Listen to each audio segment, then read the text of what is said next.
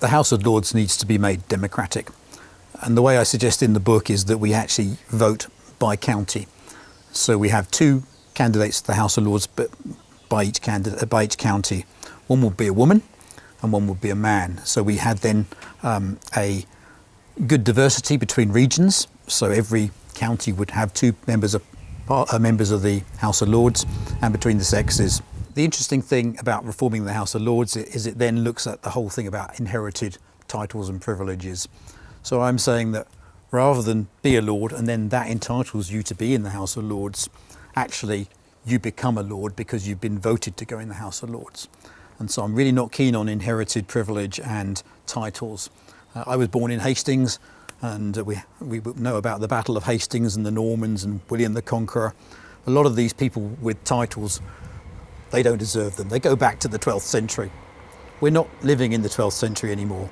We're living in the 21st century. So we need to sweep some of that stuff away. And I say all of those inherited titles need to lapse. We won't take them away, but they just don't go down the generations anymore.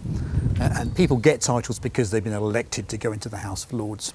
In the same way as we want an additional list system with the House of Commons, I'm saying actually not everybody in the House of Lords should be elected. We should also have some of our best people in the House of Lords, our most experienced and our wisest people. But that can be done through some formula or method. So the retiring head of the army would go in the House of Lords and become a Lord. The retiring head of the civil service would go in the Lords and become a Lord.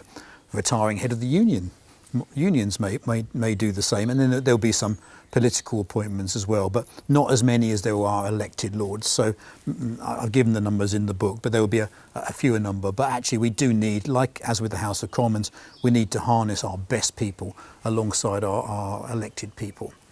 We also need to change what the House of Lords does. It seems to think that it's there to rewrite legislation because the House of Commons get it wrong all the time. With the system where we actually spend a lot more time in working up legislation before it even gets into the House of Lords, they won't need to do that. I see them as a non-executive body to control what goes on in the House of Commons. They are the people that actually, if something goes wrong in the House of Commons, they'll stop it happening. They should decide on the salaries of the people in the House of Commons and any bonus schemes. They should be giving governance to what goes on and to how our country is led. And there's an awful lot in the book about that from my experience of being on boards and how governance committees work, and about basically checks and balances that we need in our system.